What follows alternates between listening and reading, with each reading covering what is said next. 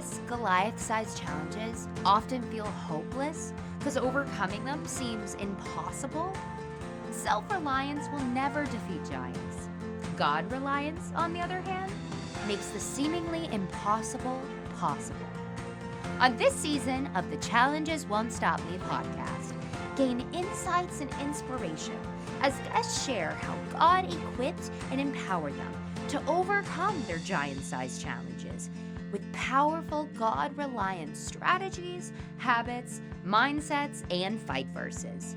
With God fighting for you, you too can overcome Goliath-sized challenges. Host Melanie Brown is eager to get started, so let's go!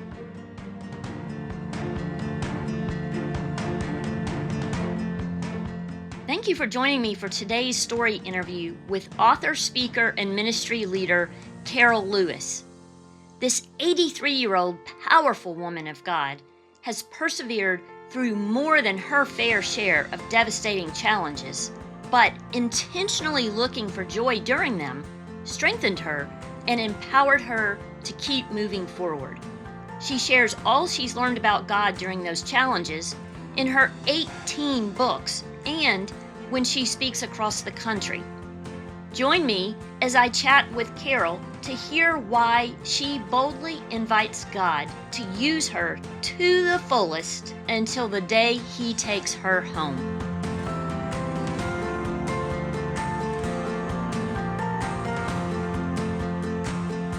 Carole, I am so excited to see you on the other side of the screen. I wish the listeners could see your bright smile. I have been looking forward to today and my time with you. So welcome to the show. Thanks so much. I've been looking forward to it too. Well, you have quite the story full of challenges. Let's start with when you gave your life to Christ. When was that? I was 12 years old. We had a revival at our church, and I remember it just like it was yesterday. It was very real, but I'm a very strong personality, and I did not make Jesus Lord of my life until I was 42 years old. I wish that I had done it when I was 12, but I kind of ran my life like, you take care of heaven, I'll take care of earth, and I'll call you if I have a problem. Things had to really get bad, and God will do whatever it takes to break us and to make us into the men and women that He wants us to be. It happened. Wow, 30 years in between. That's a pretty significant amount of time. And what happened at age 42 that was a challenge that got your attention enough for you to say, okay, maybe I should be a little more committed? Well, in 1984, the bottom fell out of the economy in the United States, and my husband owned a forklift company. It was bad. Our youngest son was in college, and it just went from bad to worse. He kept it open for 2 years, barely able to pay his 2 mechanics, and finally had to declare bankruptcy. And the only saving grace was that people that were wealthy were declaring bankruptcy also. But in Houston, there were whole subdivisions vacant. Interest rates were 17% back then. It was a terrible, terrible time. I had a year that I did not own a car. And if you don't have a car, it is very humbling. A friend picked me up every day to take me to work at First Baptist Houston. She brought me home every day. It was awful. And in December of 1984, our pastor preached a message on the will. And he said, God is a perfect gentleman. He will never come in and work on your stubborn will without your permission. If you're not willing, you can pray this prayer, Lord, I'm not willing, but I'm willing to be made willing. And I remember it as vividly as the day that I accepted Jesus, where I was sitting, but I was on staff at the church. I didn't want them to know what a miserable mess I was. So as sincerely as I ever prayed anything, I prayed that prayer that morning. Lord, I'm not willing, but I'm willing to be made willing. And I said, and please don't let it hurt too bad. Oh, I knew it was going to be awful if he got control of all of me. And it's been anything but. That is a dangerous prayer to pray. I know. I know. Yes. He So, started immediately to change everything about me. When you're self-willed, you have a list of things you can do for God and things that you won't be able to do. Well, he got those lists mixed up, and now I'm doing all the things I told him I would not be able to do and loving it. That's our God. I love hearing that perspective. We do have to submit to his will. And when we're unwilling and being stubborn, we're making it so much worse on ourselves. But when we invite him and we surrender, like you said, he's going to work and it's not going to be fun. Well, I would have never written the first book. I would have never directed First Place for Health had I not said yes that day. God can choose lots of people that are way smarter than me. And he had that in mind for me before I was ever born. You know, Psalm 139 talks about that he knows us when we're in our mother's womb. And I'm just thrilled that our pastor preached that message and that I said yes. I am too. Such an important thing that you just pointed out. We have to say yes. We have to be obedient. And when we do, man, God will use us. That's right. It's such a beautiful thing. So, moving on from that, let's talk about how long were you in the bankruptcy and recovering to get back on your feet again? Well, we started tithing. We tithe a while, then didn't have the money, didn't tithe. It's real easy to tithe when you don't have much. It's real easy. And so we started then. God began to change my job position, that I got a raise. My husband found another job, and we didn't lose our home. So we had our furniture and everything still, but we lost all of our automobiles. My son was in college. It was a terrible, hard time. And back then, they didn't have answering machines. So if a bill collector called, you had to take the call. God used that time mightily to show me that he owns the cattle on 1,000 hills, and he can give his children whatever he desires to give us. Yes. How long did that period last before you would say you were back on your Okay. feet? Well, I was working at the church in the education department as an administrative assistant. That was 84. In 1987, Dottie Brewer, the woman that began the First Place for Health program, died of colon cancer. And I was immediately moved over to our wellness center, became the director. We had 50 churches using our program, and then Lifeway became our publisher, and we went to 12,000 churches and YMCAs using it. It was God. I just got to go on the wonderful ride that it was. So, about 3 years. About 3 years, yeah. So, then from there, what would you say would be the next challenge that you faced? Well, the next one was 1997 when my husband, who was 58 years old, was diagnosed with stage 4 prostate cancer and given 1.5 to 2 years to live. Whoa. It was horrible. We had just bought a little bitty house down on Galveston Bay, and 3 days before my husband's diagnosis, our son's home burned to the ground, and they moved into our primary home with their 3 little kids, 10, 6, and 2, with literally just the clothes on their back. And Wow. so that was on Thursday, and on Monday we went for all the bone scans, and we knew that it probably wasn't going to be good news. We told the kids, we're going to go down to the little Bay house after I picked him up. Well, it was terrible news. It was in his bones and in his skull and in the lymph nodes, so it was stage 4. So we went down to that little bay house, and I cried for 3 solid days.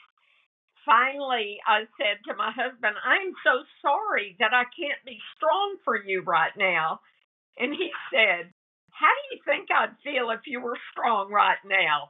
And he just patted me, and we got up in the middle of our bed and prayed together, and the peace of God just came over me. It was a terrible time.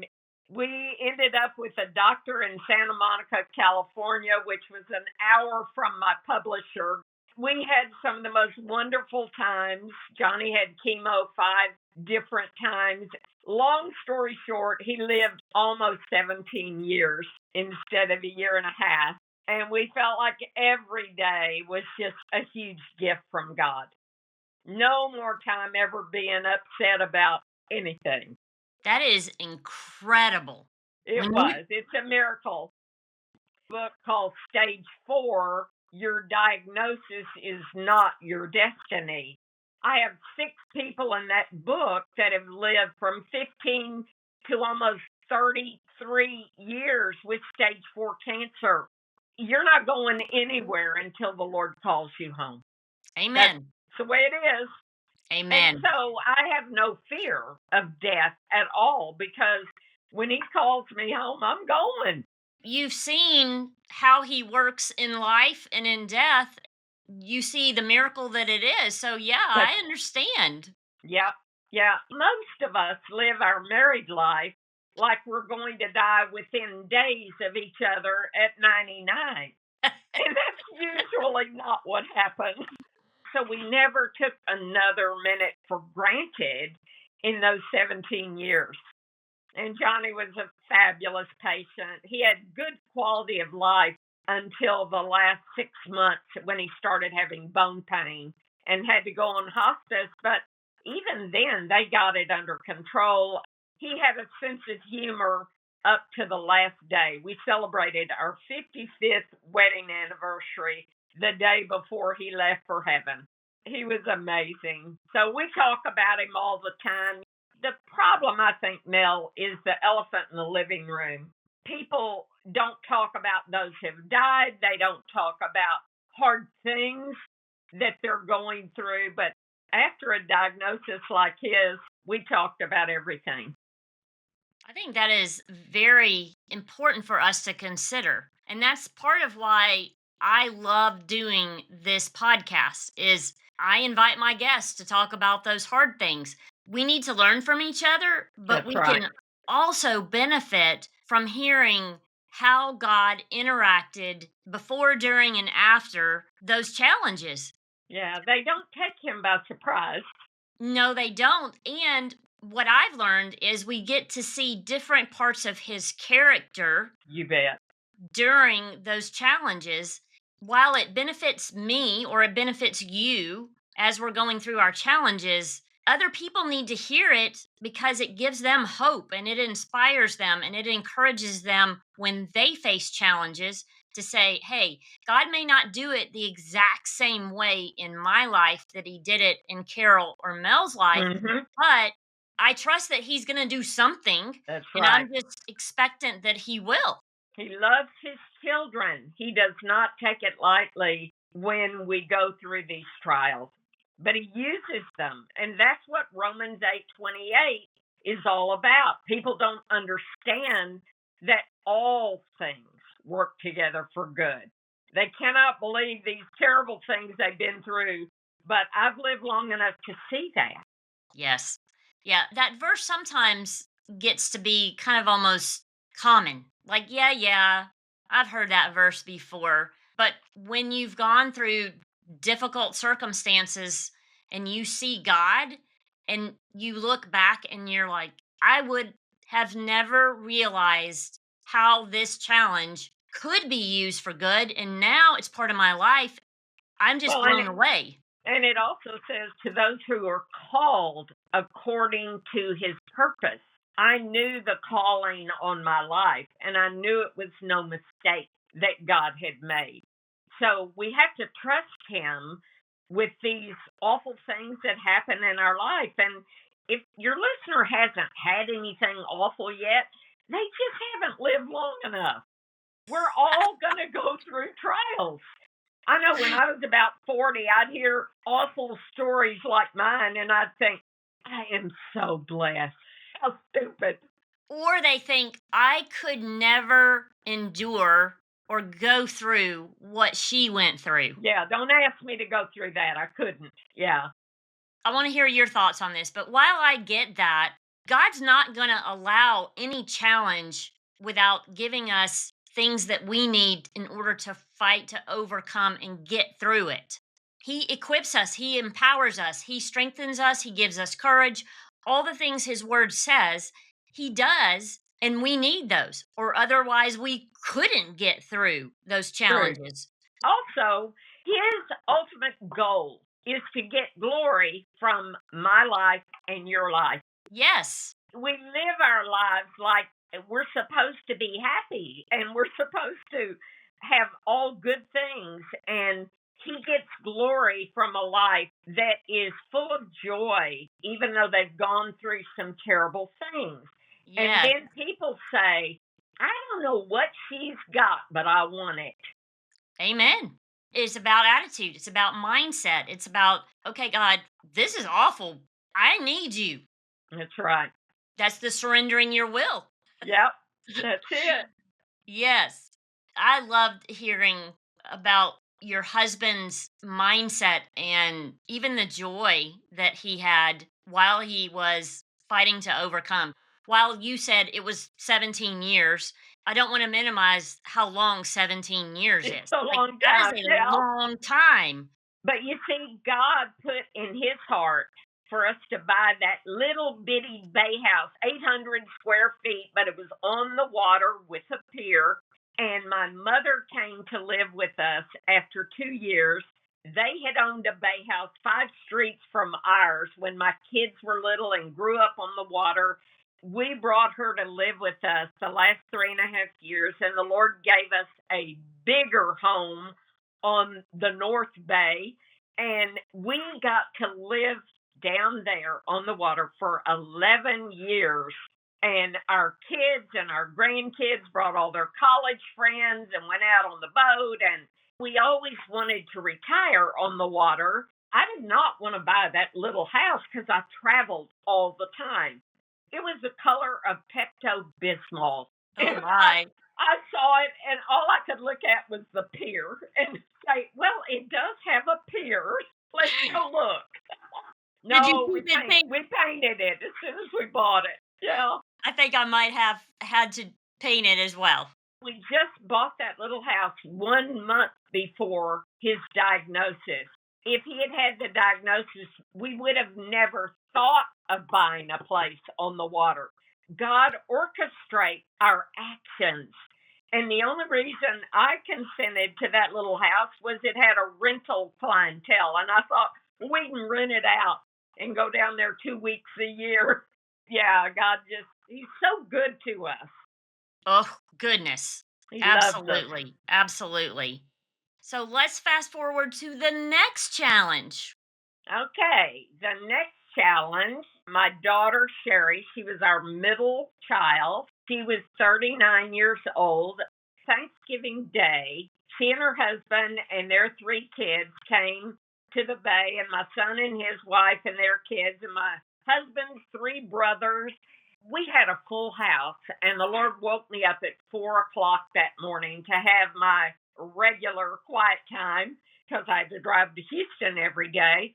And I laid there and argued with him for a good 10 minutes that we were going to have 30 people for lunch. I did not need to get up at 4 a.m. You know, he's been called the Hound of Heaven. And finally got up, went in, turned the coffee pot on, sat down, opened my Bible, and it fell open to James 1. And I read James 1 twice while the coffee was making. Of course, I've memorized most of the book now because I love it so much. Me But too. James 1, 2-4 says, count it all joy when you face various trials. For the testing of your faith develops perseverance, and perseverance must finish its work so that you will be mature and complete in everything. The last verse of that chapter, 27, says, pure religion and undefiled is this, that you take care of the widows and orphans in their distress. A little did I know that night, after Sherry and Jeff and their family had been with us all day, Jeff came into the room where the tree was at 4 o'clock and said, we've got to go, Sherry. They were going to his parents for dinner back in Houston. He said, just a minute, I've got one more. And she put that ornament on, walked around the tree and gave it a heads up, and they left. And at 9:15 that night, my oldest granddaughter, Kara, who was 19 at the time, called me, and I had been asleep about 15 minutes. Johnny and his brothers were out on the patio. My mom was asleep in her room, and I was tired. I'd been up since 9 a.m., had a full day, and I'd been asleep about 15 minutes, and Kara was screaming that something about her mother. I couldn't make sense of it, and so her uncle grabbed the phone and told me that a girl had driven down the busy street that his parents lived on, and her car left the road, came down the sidewalk, and my daughter Sherry was standing behind her car giving her mother-in-law some of my mother's clothes that she couldn't wear, and the car that the girl was driving hit a light pole and ricocheted and hit our daughter. Her middle child, Kristen, was on one side of her and her mother-in-law on the other side. Jeff said he knew that his responsibility had shifted from Sherry to those 3 girls. So when the ambulance came, he stayed with the girls. He said Sherry sat up one time on the ground where she was and said, tell the girls I love them. The girl that hit our daughter was 18 years old. Her mother was in the back seat, more drunk than she was. And goodness. Kara was over there witnessing to the girls. It was chaos, total chaos. But let me tell you, Carrie died in surgery at the medical center. We were called and got there in about an hour. When we got there were probably 8 people from our church there. How did people find out? Jeff, my son-in-law, set the tone for all of us that night. Standing outside the room where Sherry's body was, he told the girls, in the morning, we're going to believe the same thing about God that we believed this morning. Oh, wow. He set the tone for all of us. My friend, Beth Moore, happened to be in town. It was Thanksgiving weekend, and she came the next day and took Sherry's 3 girls. She said, girls, I have the gift of shopping, and I'm going to take you and let you buy a couple of outfits to wear during these next few days, and we'll buy something for your mother to wear. She brought Melissa, her daughter. She took the 3 girls off, took them to lunch, and God was just all over the whole thing. Being a writer, I wrote down 22 things in 2 weeks that I could see God's hand in and that I was thankful for because I knew I was in shock. I ended up writing the book, A Thankful Heart. I'd already learned thankfulness through Johnny's cancer. Yes. Be thankful every day, every single day. Jeff did a fabulous job. He said, Carole, I feel like that I've been training for this job for 20 years because he never missed a recital. He never missed anything those girls ever did, even if he had to come home from work, shower, change, and then go back to work after it was over. And he did a great job raising them. They're all 3 married and having children and families of their own. They were 19, 15, and 13 when Sherry died. And Jeff died at 54 of esophageal cancer. Could Sherry have stood it to lose Jeff when she was 52? We don't understand what God does. None of us do. Could she have stood it if that girl's car would have hit their car and killed Jeff and the girls and left her behind Yeah. the car? Yeah. She would have easily given her life for her family. Tell the girls I love them. I tell you, when I go to speak at a conference, almost always they bring me a woman who lost a child. Nobody empathizes like somebody who's lost a child. You can sympathize, but you don't empathize because you haven't been there and you don't think you could do it. Yeah, he uses me with women that are grieving. Talk to me about your grief and how God comforted you after losing your daughter. My oldest granddaughter, Kara, who is now a high school English teacher and has been, she's 43. She went to Texas A&M 6 weeks after Sherry's death, and we got her a Christian counselor because she had to leave her dad and her two sisters. She got her acceptance letter the morning after Sherry died. The Christian counselor said, Kara, I want you to write about your mom. She said, I don't want you to get to be 40 years old and realize you never grieved her death because you became the mother to your two sisters. So Carol would write these stories and email them to me. I would take them home. We'd have dinner, go down on the pier, and I'd read them to Johnny, and we'd sit there and boo-hoo while we read them. Some of them are hilarious. And my publisher wanted me to write a book about grieving.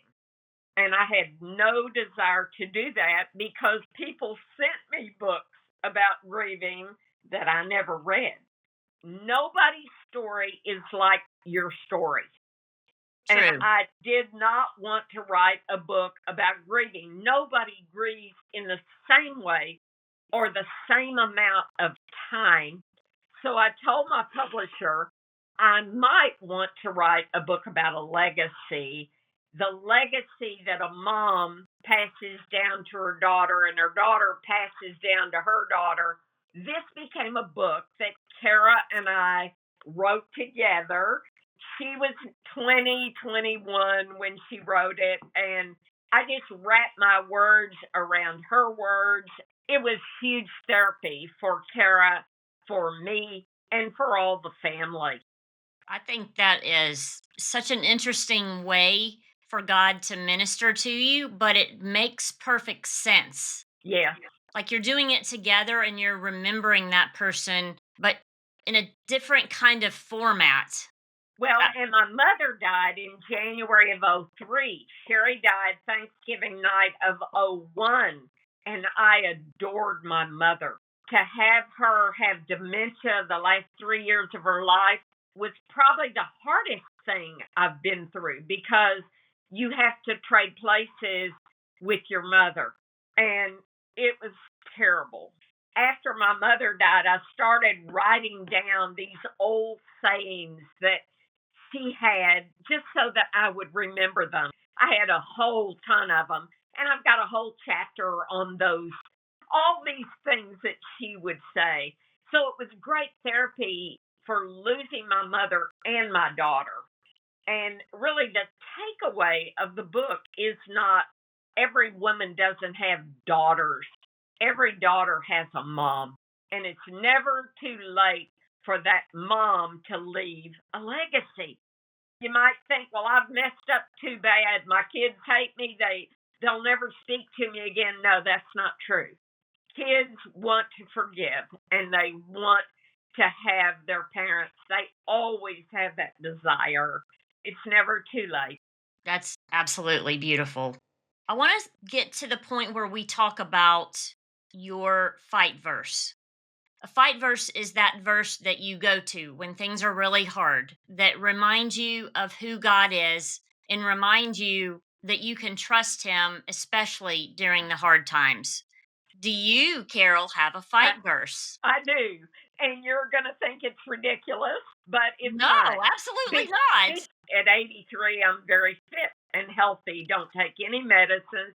So my fight verse is 1 Corinthians 9:27. where Paul said, "No, I beat my body and make it my slave, so that when I have preached to others, I myself will not be disqualified for the prize." I think that's fantastic, but I want you to tell us why you've chosen that verse. Well, I've chosen that verse because I tell women who are much younger than me, now is the time to take care of your body. This is the only one you're going to get. Yep. We don't get a replacement body. And most people my age are replacing everything. All the parts are wearing out. I just believe that I'm the only one that will beat my body. I don't always want to get up. My workout buddy Rosa and I usually say on Monday, "If you weren't here, I wouldn't have come today." But we work out and do strength training and core work every Monday, Wednesday, and Friday at the gym. And we're accountability partners. I have another friend that I walk with Tuesday, Thursday, Saturday. I'm active every day. I eat healthy, so I don't have diabetes or any of the heart disease. We can better our chances of not dying of something that could have been prevented. I want to walk upright as long as I live. I don't want my daughter to have to push me through life in a wheelchair. But now the verse that I give others that I would say is the only fight verse we can give anybody is Romans 15:13, because all I could is hope.